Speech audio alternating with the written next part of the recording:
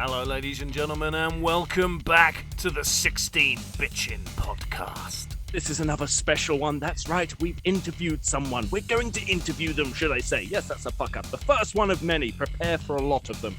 Today is a special day because, yes, it is another person from the Retro Refresh family. 'Tis the one, the only, Chronik Spartan! Hello, how's it going? I am very happy to have you here today, Stav, because many people will have probably noticed that you are the yin to my yang. You are the complete opposite of me, especially with your channel. You are relaxed, you are calm, you are happy, you are positive. I am loud, I am angry, I am pissed off 98% of the time, and my favorite word is cunt. But that's what drew me to your channel in the first place. It's that opposites attract, isn't it? Well, that must be why the missus puts up with my shit then. Mind you, she's turning into me. She's swearing more and more each day. I love it. I got to say, I'm really impressed with how you just nailed that intro first time, mate. I fucked it on the first bit. Yeah, that's not a fuck up. That's simple. That's a bit of characterization, yeah. Me in a nutshell, really. God damn it. So, we're going to get onto Stav's games today. He has picked 3. But before we do that, we shall do the mandatory questioning stuff, or otherwise it's not an interview. It's just a load of our bollocks. So, Stav, who is not from Australia, although we all joke you are Greek. I am. I'm half Greek, half English. So no Australian in me. No, but we always joke about it. And it's one of them things we can hardly remember why we do that. It's like very few people will know this here, but Tom from Do You Nerd, because I'm Tom as well, obviously, we tend to give each other nicknames to tell each other apart when bringing each other up in conversation. I have just been called Sega Tom for easiness, but for some reason, Tom is called Gravy Tom. There was a joke once. That is. No, we can't remember why. We call him Gravy Tom. Not even Tom. Gravy Tom can remember why the fuck we call him Gravy Tom. I think it's his silky smooth voice, though. I think it's got to be something to do with that. I didn't know gravy was silky smooth. It's all gravy, though. We say things are all gravy when things are going well and smooth, don't we? Maybe that was it. Yeah. Maybe not. I get the feeling it was to do with mud wrestling, but in gravy. Oh, actually, that might be right. That does ring a bell, actually. I don't know. I'm probably wrong. I don't know. Well, the best part of it is we can make up whatever story we want now and it'll stick. We'll go with the mud wrestling in gravy. Go with the mud wrestling in gravy. So then, anyway, as we say, you are part Greek. Is that linked to the reason why you called your channel Chronik Spartan? Yeah, absolutely it is. The story of Chronik Spartan, the name goes back to when I got an Xbox 360 and I was well into playing Halo multiplayer at the time. And I wanted to have like an awesome name that didn't have numbers in it. Everyone had names with numbers in it. Yeah. So I wanted to have Spartan because like half Greek, I always thought that's a cool like Greek name to have. And also because, you know, Halo Spartan. And obviously the name Spartan's taken online, you know, obviously it was. Oh, yeah. So I didn't want to have to like mess with that too much and put numbers in it. I thought about putting the number 7 instead of a T. And then I thought another thing where we're completely opposite. I love hip hop music, love rap music. And Dr. Dre, The Chronik, one of my favorite albums. Oh. So it was Chronik Spartan. And the K in Chronik is because actually Chronik Spartan was already taken, spelled correctly. So I put a K at the end of it. And I say it's kind of like Mortal Kombat. But I was about to say, I thought maybe you nicked it from there. Yeah, I'll say officially that I did now, but I didn't really. Well, that's all right. So Spartan because of Xbox and Halo, and Chronik because of fucking Dr. Dre. That's an odd mix, but okay. At least you remember it. Yeah, man, it worked. It worked. It's been my name since then online, and then when it started with game development, I went with Chronik Spartan as a game developer, and naturally it became the name for the channel as well when I kicked that off. I think you're quite lucky to have a good name that's not got a number in it. Because I remember when I got my PS3 and then you had to set up an account and it was one you're going to be stuck with for years and it had to be unique. I tried fucking everything. I was there for half hour. I couldn't come up with one original thing. It's tough, isn't it? And like when you've picked it finally, you're like all these ideas rush in your head. But when you're trying to think of it on the moment, it's so difficult. I gave up. I got pissed off. My name is Flame-Breath-44 just because it was the only fucking thing that would work. Everyone says, why aren't you Sega Head? Well, one, I played PlayStation longer than I've had this channel, and 2, fuck you, I couldn't get it to work without a number and a bunch of other crap. And the thing is, on Xbox, if you want to change it, you've got to pay like £8 to change it as well, or at least you did back then when I was picking it.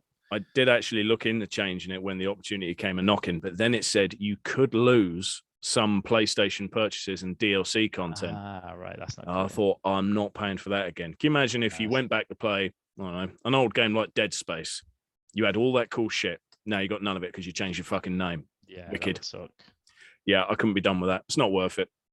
No, absolutely not. So we've got your name. Now let's go to your channel. Your channel, if I had to describe it, I would say it's very ASMR-ish. Very calm and soft-spoken, and you can knock a person out if they've had a long day, but you don't care because that just means they've left the video running. Exactly. Absolutely. Why? That's the trick. Why is it always so soft-spoken? I know, but I know other people don't know. There's a genuine reason behind that. So I mean, I am kind of more laid back. People have always said I'm laid back, and I think the way I talk is a bit more on that side of the scale. But when I first started my channel, the only time I could comfortably record my episodes was late at night, and upstairs with everyone asleep, 2 kids asleep, didn't want to wake them up. So I actually spoke quieter and softer.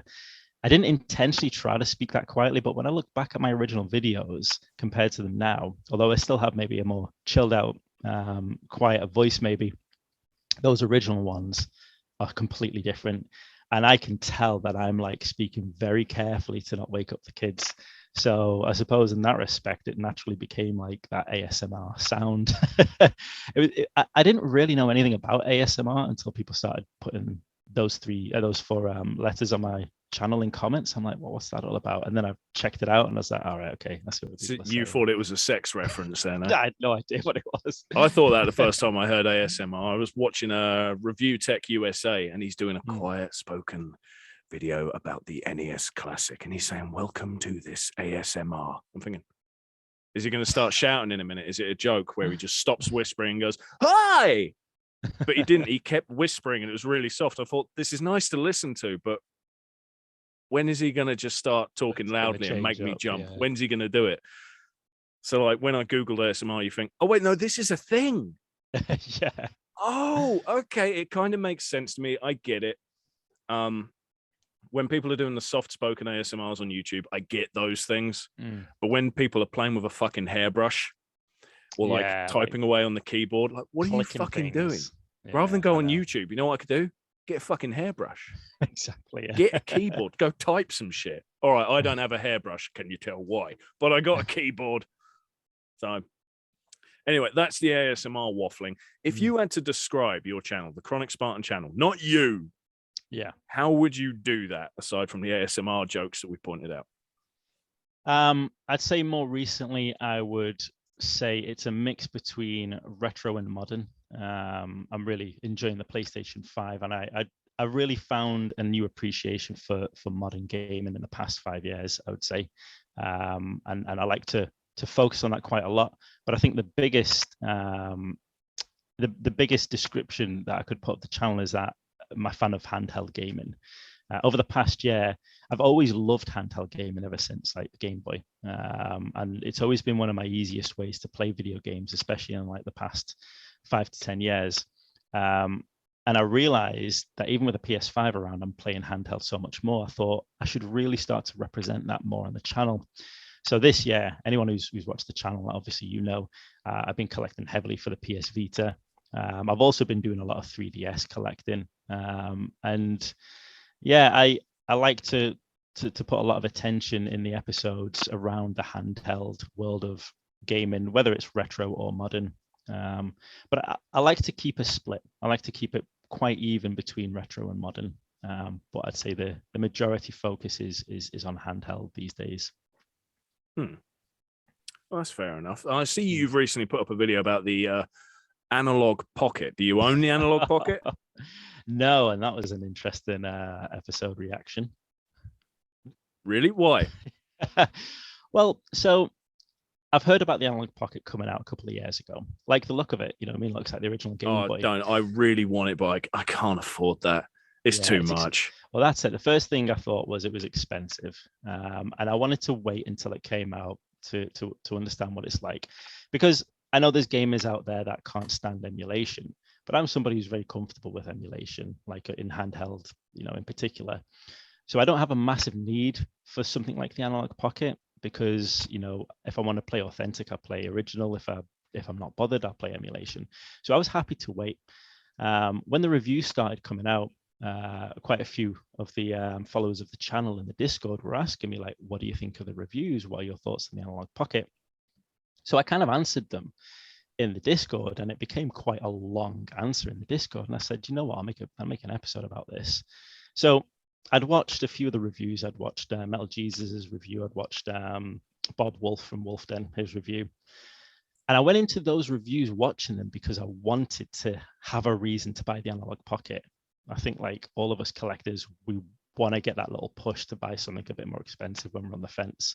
So I actually wanted to be pushed to get it and pre-order it for next year whenever it will come back out. But through watching it, it gave me a couple of reasons why I actually know I'm not going to go for it. Reasons like the use of adapters to support multiple systems, and a couple of little like quality control issues, like the way the cart sat. So I discussed those in the episode. Openly said I haven't got it, never touched it, never played it. Mentioned the reviews I'd watched, and I said these are the things that are holding me back from getting it. So it kind of got split down the middle. I got loads of people telling me, like, you haven't even touched it. How can you talk about it? What are you doing? You just want to try to make content for your channel. And then I had loads of other people saying, I really appreciate a fresh perspective on this. People who own it saying, yeah, I've got those issues with it as well. So I'd say it was one of the fieriest comment sections that I've had for a while. But most people were really quite respectful. And I had some really long debates in there, but decent debates as well. And I said to my wife, Haley, at the time, I said, it's been really interesting replying to these comments because it's kind of like a challenge, trying to not just react to people, because it can be easy reacting to a comment sometimes, but actually trying to get a conversation out of it. You're very different to me. I love trolling the trolls. They think they can just go into me. It's like, look, you don't care about trolling me because you can't show your face. What you haven't realized is my face is shown, but I don't fucking care. Your opinion on me doesn't matter for shit.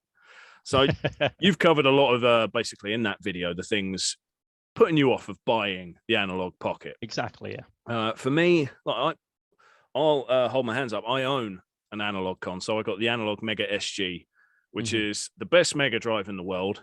Hands down. It's also the best master system in the world. That's easy to say because there's not that fucking many master systems, aside from the original, of course. Clone-wise, we got dick. So this thing is awesome. But the cost of analog consoles is insane. And what a lot of people don't realize, because they don't advertise this, is if you're in the UK and buying it, the international shipping extra that you get billed for after is a lot. My console, when I went to pay the additional shit, £48 on top. Wow, that is a lot. Yeah, that was a lot. But this Analog Pocket seems like a piss take because, all right, the Mega SG, to play Master System games, you have to use a converter. It comes with the fucking converter. You can buy additional ones if you want to play Game Gear and all this other pony. That's great. But the Pocket, if you want to record it on screen, then you need to buy the docking station. If you want to protect it, which of course you do, because these screens, they're replaceable probably, but buying them is not going to be easy because it's analog. So you want that screen protector. Yeah. That's not cheap either, which is a piss take. All of these additional things rack up that fucking price. They're not cheap. They've really gone for like the Apple model, I think. And the thing that really frustrated me a lot, and I didn't say it in the episode because I know I probably would have bordered more on a rant if I had. But the charging cable that comes with it is USB 3 to USB 3. Like very few people have a USB 3, the little small end on their PC or anywhere. You don't get a plug socket. You don't get a plug head with it. You've got to buy the plug head separately. Oh. And that for me was just that little bit too far. You're already asking a lot of money. You could have at least give a complete charging solution. Yeah, that does seem a bit dumb. That's a very Apple way of doing it. You don't need headphones. Get our adapter. Exactly. Yeah. or rather, you don't need the audio jack. Right. Yeah. Anyway, let's move on to your 3 games for today. Now, when I did the interview with Mike, that one will come out before this one, so it doesn't matter me mention it. He covered Final Fantasy VII Remake. Right. Okay. You've played that, haven't you? I haven't. No, sorry. All right, fine. Well, it was the same sort of thing. He was just playing it at the time, and he hadn't completed it. And there were so many things I wanted to speak about and mention and bitch. He's like, "Don't say anything. I haven't completed it." I'm like, okay, right. Well, fuck. But your game today, your modern one, you have played, you have completed. I've completed it. Yep. Thank fucking Christ, I can talk about it. Death Stranding. Oh, I yes. love this game. But why the hell did you pick it? Brilliant. Why are we talking about that? I picked it because I absolutely love it. And it is as close to toppling my favorite game of all time that as has ever been. Wow. That's a big thing and the reason to I say for say any that, game. The reason I say it is because it's unlike any video game experience I've ever played. And it, on paper, is not at all what I would go for on a video game, gameplay-wise. Why is that? But the way it's been executed is just perfection to me. So I'm not a huge fan of like just pure natural landscapes. I like sci-fi stuff. I like industrial stuff. I like, espionage, like, bases, things like that. Do you know what I mean? You'd rather be running through Midgard than say fucking Scotland.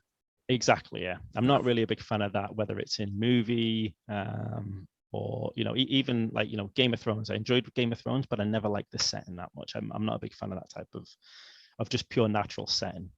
And obviously Death Stranding is like 99% that. There's hardly any real city-like environments or anything like that.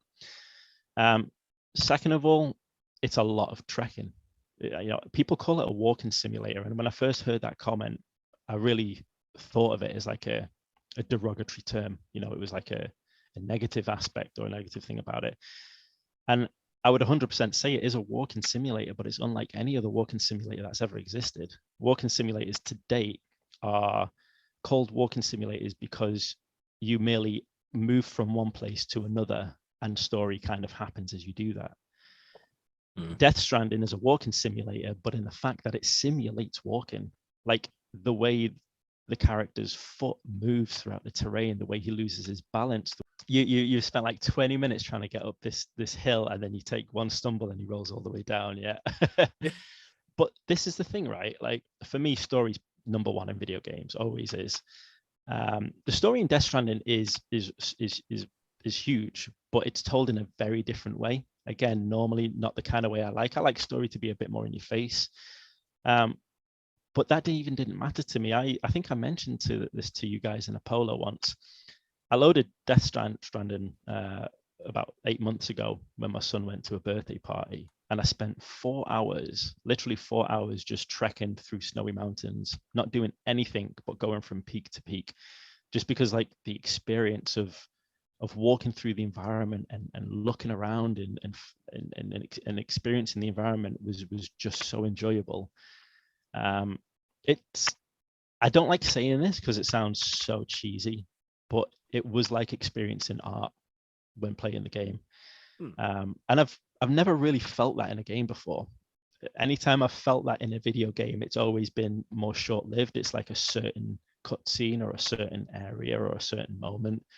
Every single time I loaded Death Stranding, it just literally took me away to this world where every step was interesting to me.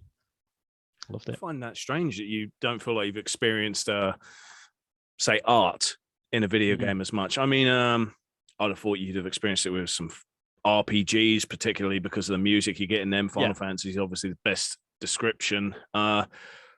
Graphics are only good for the time. They get crapper as time progresses. Like one day, Death Stranding, we'll all look back at it and go, wow, Norman Reedus looks fucking stupid.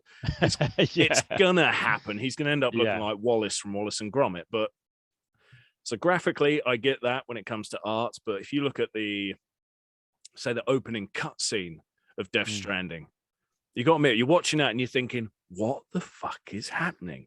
Yeah, definitely. And I think that's another reason why I liked it. I'll mention something about art in a second as well that you just said, but I think that's another reason why I really enjoyed it. I very purposefully avoided everything about the game before it came out, because that's the reason why I loved Metal Gear Solid so much, because I experienced it without knowing anything about it going in. When I first started Death Stranding, I didn't think I was going to enjoy it. Like instantly, the environment didn't look like something I enjoyed. The opening cutscene was just a little bit like, what the heck's going on here? Yeah, It nothing's clear, is it? Not a damn nothing's thing. clear. It seemed a bit labored, and it seemed almost a little bit too. I love everything Hideo Kojima does, but I understand where people say Hideo Kojima indulges a little bit too much. It felt overly indulgent at the beginning, but once I got into it, it literally just all that went away. And just what I wanted to say about art, I have experienced art in video games. I'm like 100% supporter of video games or art, but there was something about Death Stranding that just felt like it was on another level. So like you said, music in video games is art, you know, graphics can be art, story can be art, but it was like every single moment felt like it was art in Death Stranding. Everywhere I looked, I felt like I was experiencing something. Do you know what I mean? Yeah. So with Death Stranding, I feel like we'll need to explain to people. Yes, Stav said it's a walking simulator. You're probably thinking, what the fuck is that? What is this game? Am I walking somewhere? Like, all right. Just put that to one side for a moment. Basically, yes, you Norman readers, you are a delivery boy. A lot of the game is delivering stuff, which is a terrible description. It just is, but it is in a nutshell as well. There's a lot of story entwined with everything. There's a heavy focus on Monster Energy drinks. Yeah. They took that out at the end, actually. Like this year, they took it out. So I think they lost the sponsorship. Oh, damn. You mean the next time I play it, that shit's gone? Yeah. I forgot what they called it now. No, I don't want to update it now. It's Porter Ale or something he drinks now. Oh, wicked. I'd rather it be Monster Energy drinks. Oh. I know, yeah. But yeah, you got the delivery system, and you would think, why is this a big deal? Well, the world is in shit, but basically there's, let's say, ghosts. Did you say they're ghosts? I think that's the easiest analogy. Yeah, without going into too much detail, because Death Stranding's story is twisty. You can get lost in that, so I won't even try to describe that.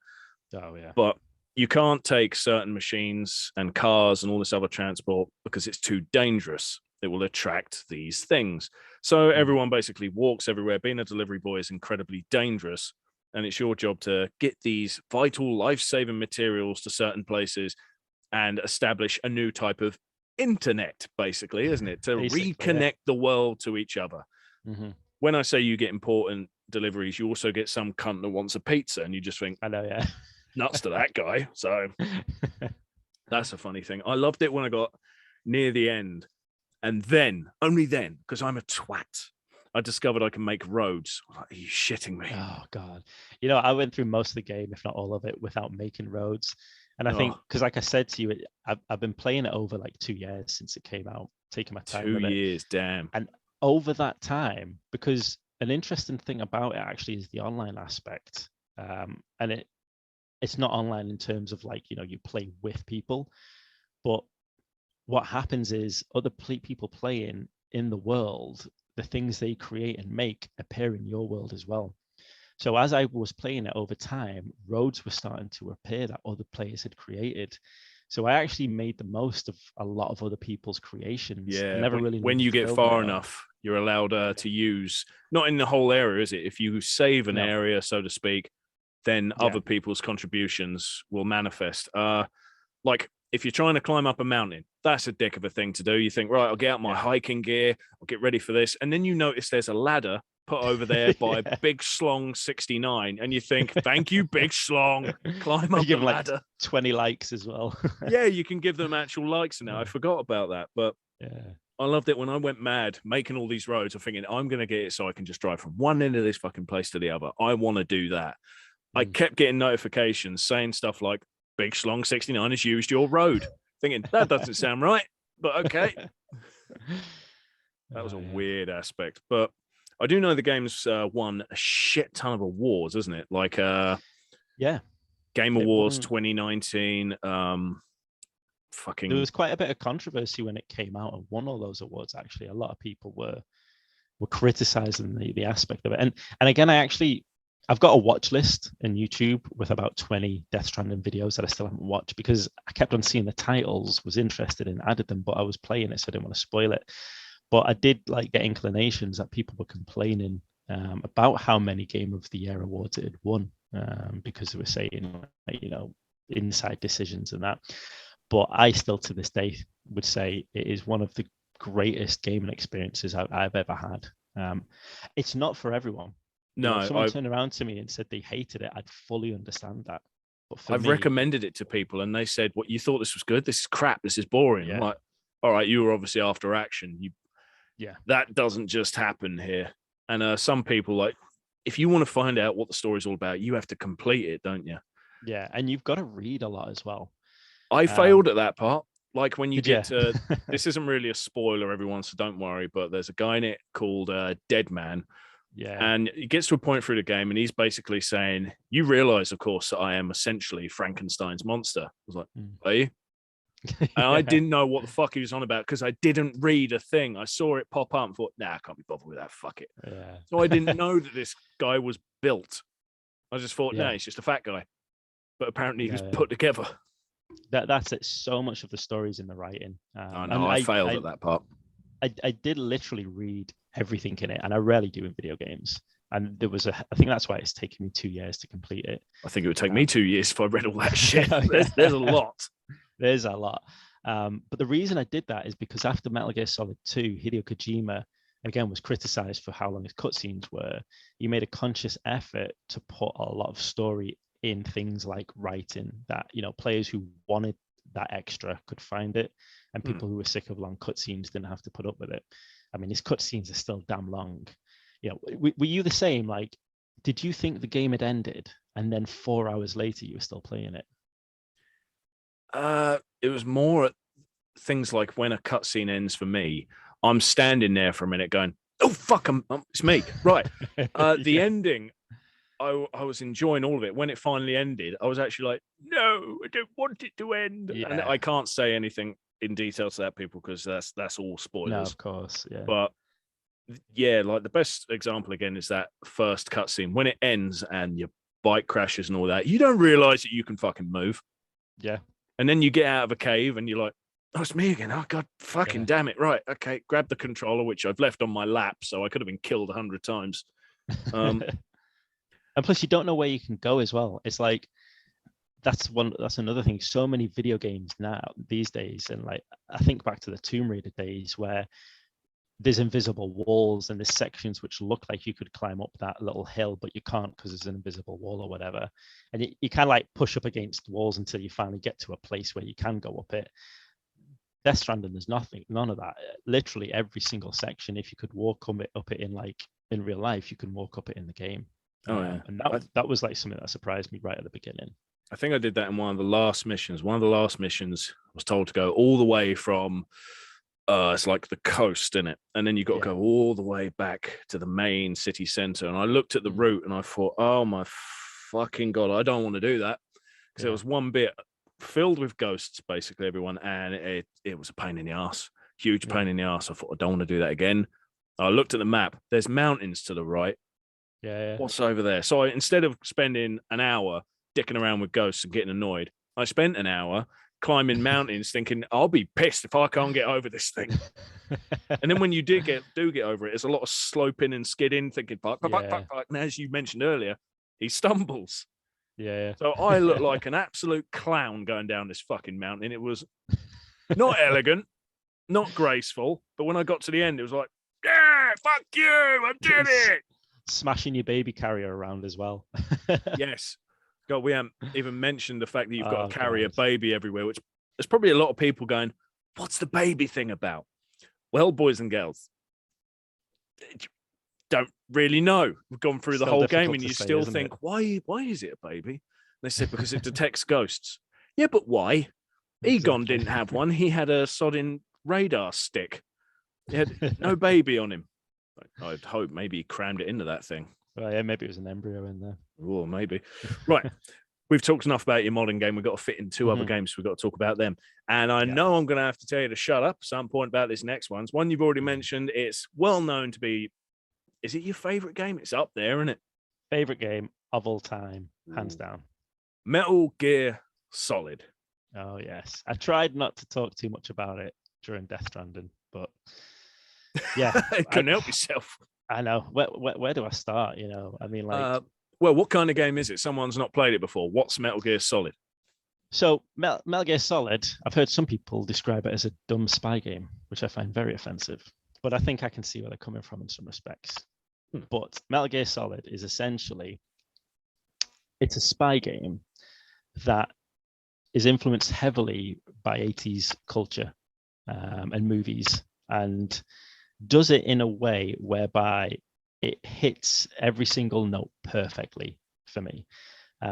So many things I love about even the setting of Metal Gear Solid. So basically, you're Solid Snake, retired Foxhound agent.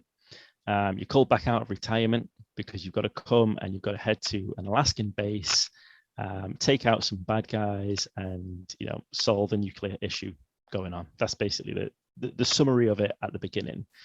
I feel like you should point out that, yes, obviously he's a spy, so he has to have a code name. But Solid Snake is the worst code name for a spy in the world. I mean, it's just, why wasn't he just called Dick Joke? I know, yeah. It is a horrible fucking name. I mean, Kojima must have just been off his nut then. I bet he was high. Continue. I honestly don't know. The thing is, though, like, when it comes to names, even in Death Stranding, like, some of the names Kojima comes up with, I can't be certain if it's a translation thing. If he comes up with the names in Japanese, and then in translation, it comes up with, it sounds like names that sound a lot funnier to us. Maybe, but with Death Stranding, I think he was being a bit lazy and thinking everyone likes Superman films at the moment. Superhero movies are all over the place. So I'm going to have Dead Man, Heart Man, Die Hard Man. You're thinking, try harder, man, for fuck's sake. I know. But yeah, it is a pretty poor name, really, when I suppose, if you think about it. But it's that kind of name now that, 98 it came out, didn't it? There's been a name I've known as in one of my favorite video games for so long. It's like, it's Solid Snake. I don't even see the Dick Joke anymore. I just think of David Hayter, Solid Snake. Well, you got Liquid Snake in it. I really, like, as a kid, I kept thinking, why isn't he called Flaccid Snake? Floppy Snake or something. And the joke stuck for ages. Every time I hear Liquid Snake, I can't think of that as his name because I was too much of an immature prick. And I always thought as well, like, when I was younger, there was Solid Snake, Liquid Snake. I was certain the third brother was going to be called Gas Snake. That was the same, yeah. Yeah. But obviously they didn't do it. I know, that was actually really disappointing, wasn't it? I know. It's like, well, clearly you're going for the triple. Yeah, you've had dick jokes. Where's the fart joke? Come on, try harder. Yeah, Fart Snake. But Metal Gear Solid, for me, like I say, is the greatest video game of all time. It's the game I've played the most. And I can't tell you now if my pure love for stealth, espionage, spy fiction, and all that stuff comes from Metal Gear Solid, or if that's a reason why I like Metal Gear Solid so much. It's kind of a blur now to me, because it was kind of around the same time. I always loved James Bond movies, like, ever since I was a kid, well before Solid Snake. And obviously there's a lot of James Bond influences in Solid Snake. Oh yeah, I've heard a lot of people say that Solid Snake is essentially James Bond if he was American. I don't know if I agree with that, but he's definitely more American than the typical British James Bond. Yeah, he's a lot grittier, grittier than even the modern versions of 007. I mean, for me, the most obvious head nod is Snake Plissken from Escape from New York. That's who I think he's most like. But when I first experienced Metal Gear Solid, I'd never played anything like it before. I didn't know anything about it, and I thought it was a mech game before I actually started playing it. That's a fair mistake to have at the start of it, really, yeah. And I put off playing it for like a good month. Somebody at my mum's work had lent her it. I just got a PS1, and he's like, your son's got to play this game. So I put it off for ages. And then I was actually I was at home after having my appendix removed, and my mate kept on coming over every day, skipping college instead of going. And we decided, let's put on Metal Gear Solid. And where the guy basically has a heart attack. And I'm like, what is going on in this game? Like, what on earth? And there's flashes of, of Metal Gear, Ray, popping up and everything. And just so every single thing in that game was such a brand new experience to me. The section where you've got to find the codec code. I still remember, they say to you, oh, it's on the back of the CD case. And I'm like, what CD case? I'm looking like through all my inventory. We haven't got a CD case. And there was like some floppy disk that you picked up, trying to check that out. Yeah, I spent a good half hour staring at that thinking, what am I not doing? As I've got the actual physical case next to me. At one point, even in my lap, thinking maybe there's an answer in the booklet. No, I'm holding the fucking answer. Exactly. But that's Kojima being a dick.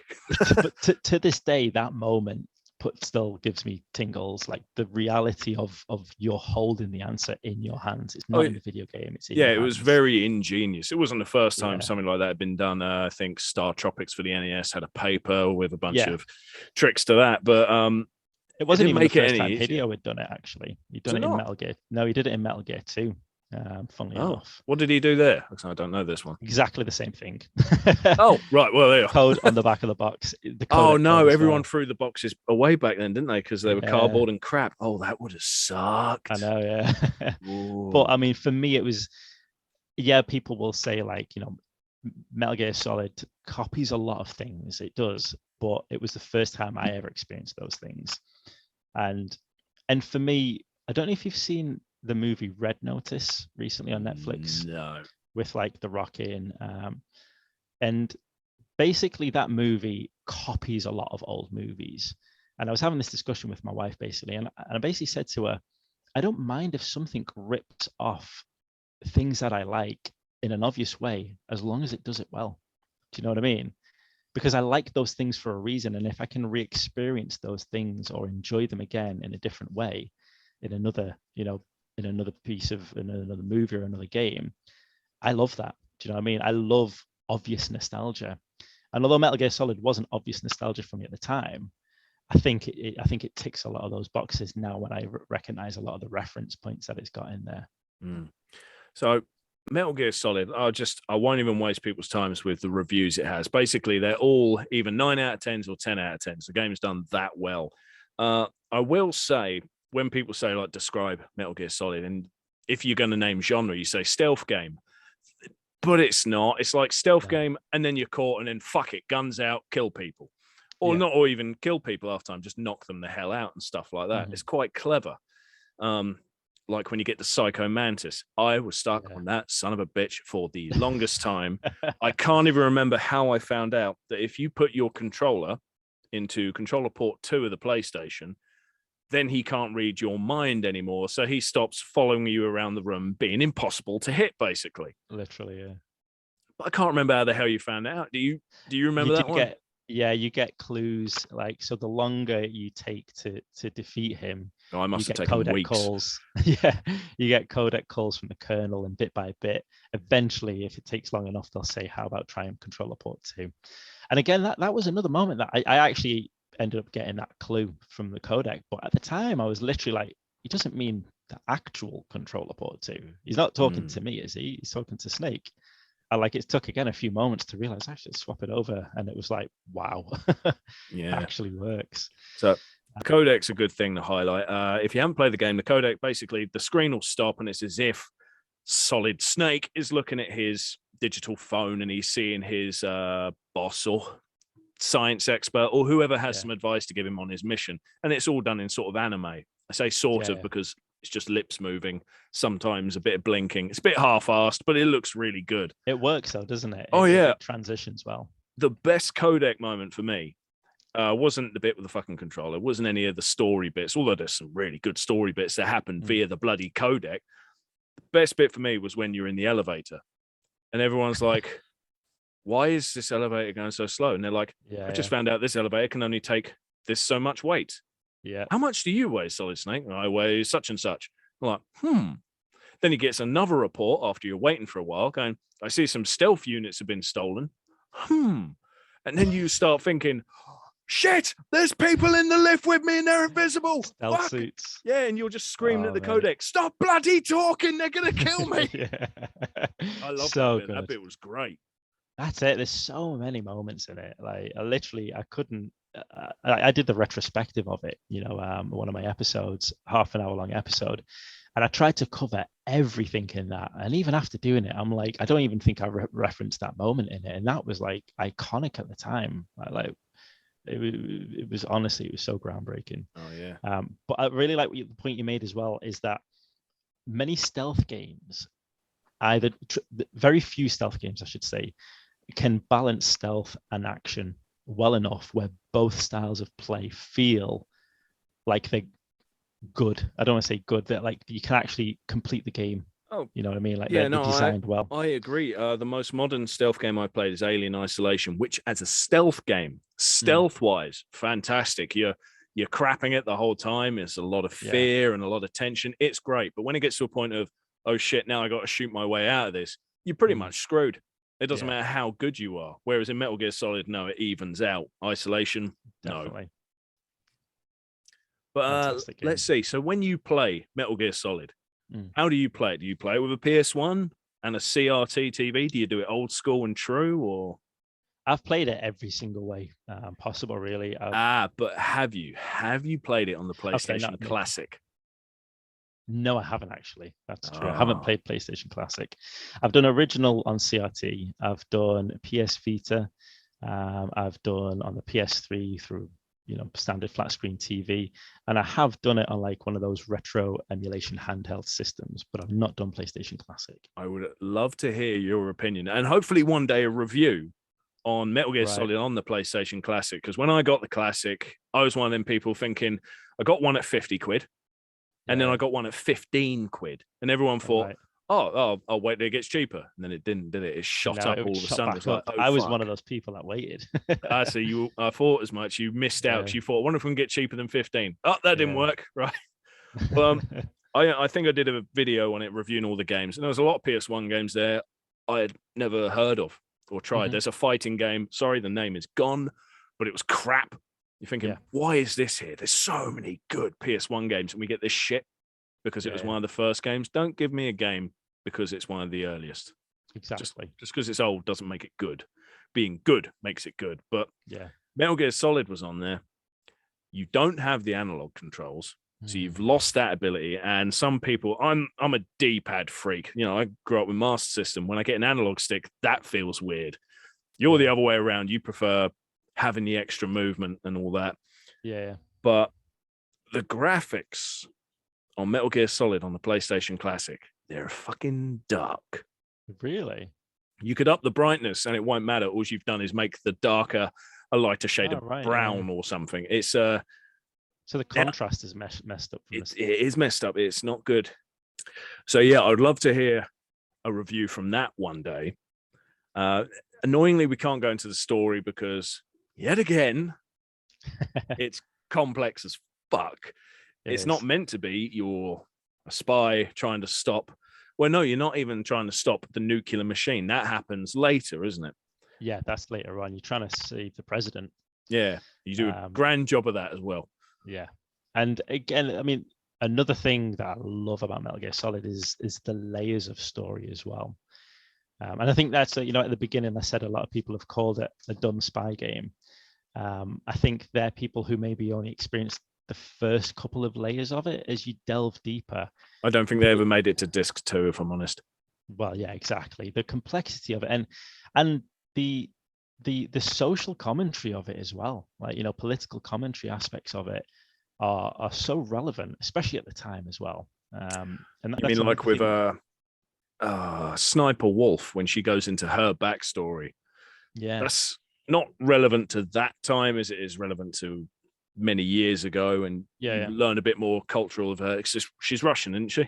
Yeah, it's Russia. Yeah. You learn a lot there. That's a great backstory. That's a slice that has nothing to do with fucking anything, but you're enjoying it.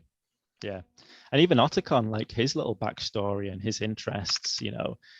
For me, I didn't know anything about anime at the time, really. I think the only thing I'd seen was Ninja Scroll, which Well, I think we can't go on any more about it. I'm going to have to tell you to shut up, as I knew I would. We haven't even scratched the surface either. Yeah, I know. I know how you feel with your Metal Gear Solid game video, where you try to cover everything you love about it in a retrospective. Because I've done it with my favorite game of all time, Soul Reaver, and I did a two-parter thinking, shit, this video is 45 minutes long. Yeah. Whoops.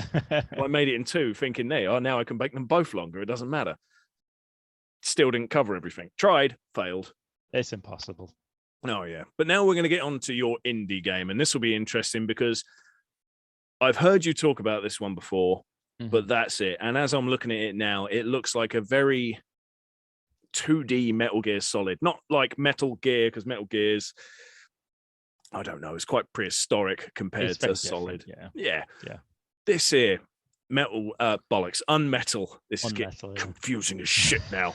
So this is a stealth action adventure. Again, very Metal Gear Solid. Pays homage to the classics with a healthy dose of humor and satire. That's according to Steam. So I really want to know about the humor and satire first. What's that? Pretty much it's I'm trying to think, like, I'm trying to remember the names of the movies. Like you had like Lethal Weapon, and then you had the Loaded Weapon version. Yep. Like those kinds of pisstake movies. You had like, Scream, and then you had like Scary Movie, which was like the pisstake. Unmetal is very much like that. There's humor throughout every single part of it. Does that mean you hide in a cardboard box at some point? Oh yeah, obviously, yeah. that very much so. But it's throughout. I'd say it's as much a comedy game as anything else. It's that prevalent in it. Even in the trailer, a strong part of the trailer, it's a lot of toilet humor, a lot of jokes like that. But it's good humor. Do you know what I mean? It's not like a lot of video games try to pull off humor. And I think of all the characteristics of video games, humor is one of the hardest ones, I think, to pull off, because you're so invested in a video game. Sometimes humor is a difficult thing to really achieve. You reckon? In that respect, I think so, or at least I haven't experienced good humor in video games that often.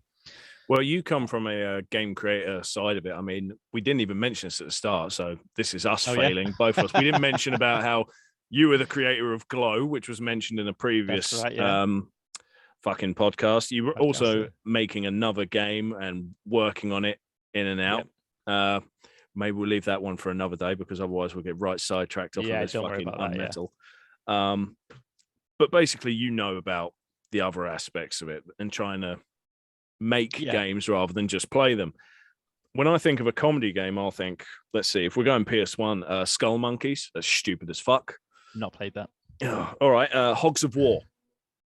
Played very little of that, but I'm very. I'll definitely agree, because of obviously Rick Mayall, and Rick Mayall's just awesome. When they got him in on the game, it's like, well, we've succeeded. We don't even have to try anymore. Luckily, they did. I still hate the fact that to this day we'll get worms. I'm thinking, where's the next fucking Hogs of War, you bastards? Exactly, yeah. But anyway, that's what I feel about comedy. So let's get on to the other aspects of this game. You say it's got a lot of humor to it, which is good.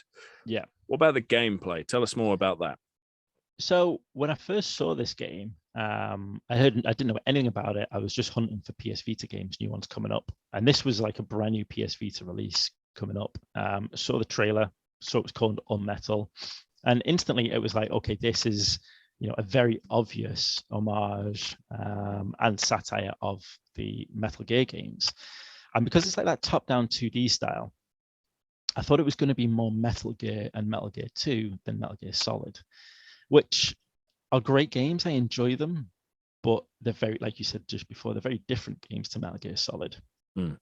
A bit more one-dimensional when you compare the two types of games. So I thought I was going to come into it and it would play like that. But I was really surprised with Unmetal, to be honest, because it doesn't really play like a Metal Gear game or a Metal Gear Solid game. It's very much its own game style. It does have the top-down aspects of Metal Gear. It's got the stealth and story aspects and hiding in boxes stuff of Metal Gear Solid.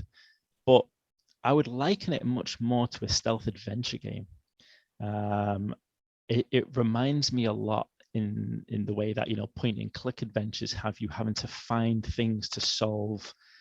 I don't want to say puzzles, because they aren't really badged as puzzles, but navigating through the levels is a lot more like an adventure game in trying to figure out, you know, how you're going to unlock this gate, how you're going to unlock that door, how you're going to get past this guard. And I was really impressed with it by that, because when I started playing Unmetal, it never for once felt like a cheap imitation of any other game. It felt like it was its own game, which really surprised me about it.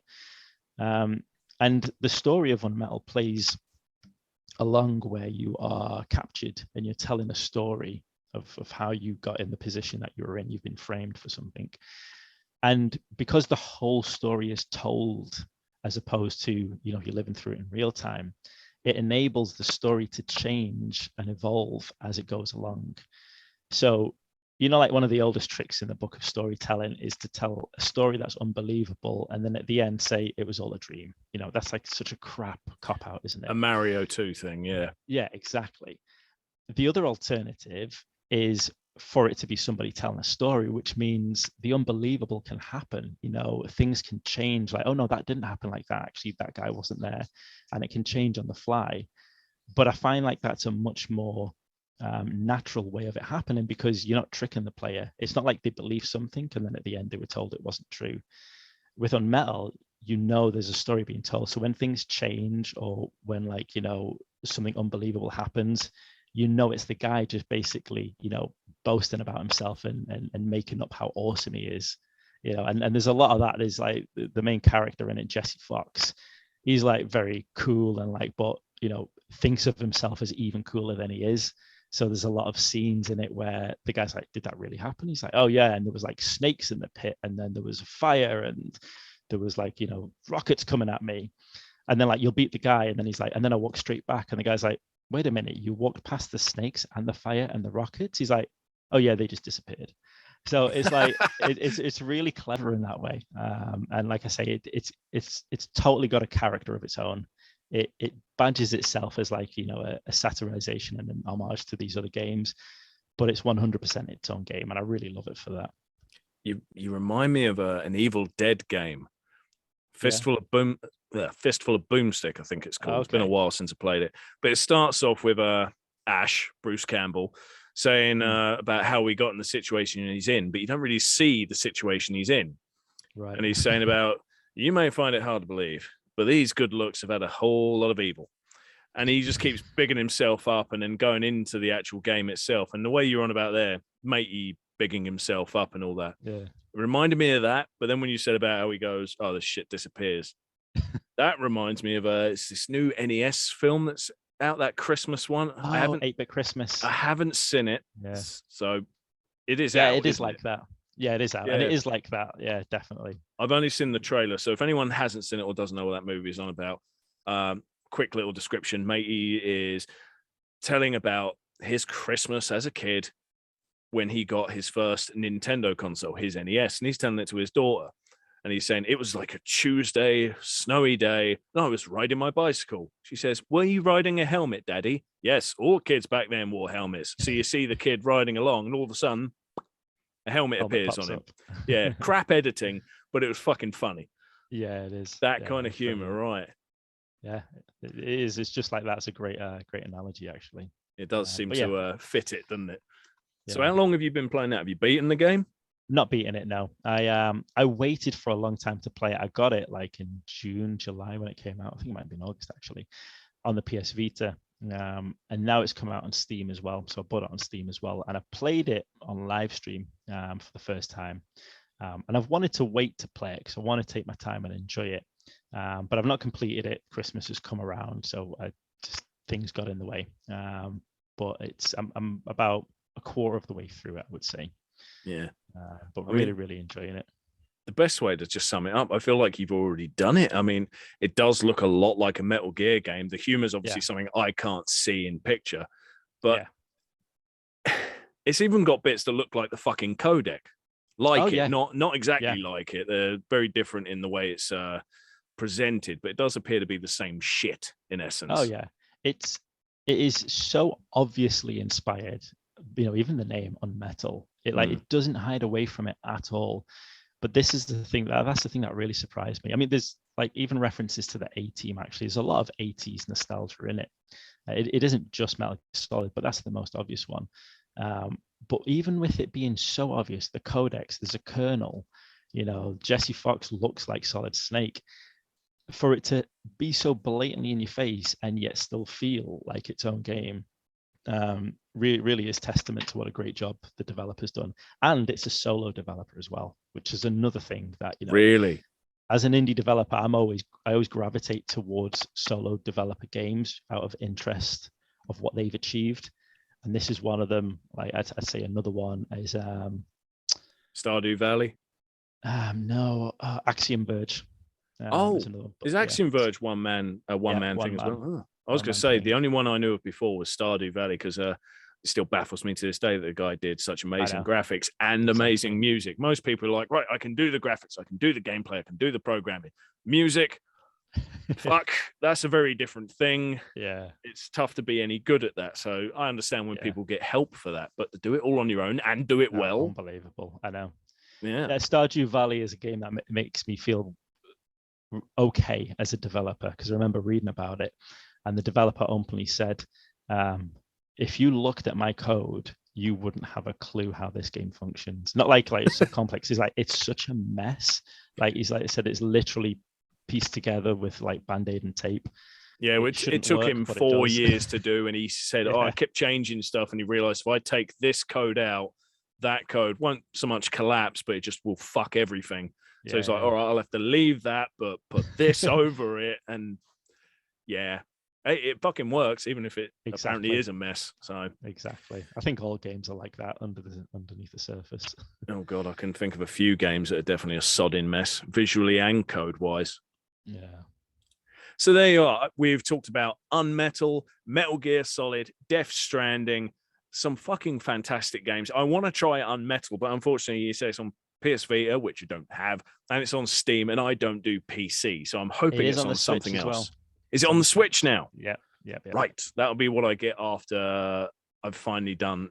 Fuck my old boots. Earthward, heading Earthward. Yes, Mike, I got it. I'm playing it, and I'm spelling it correctly now. Fuck you.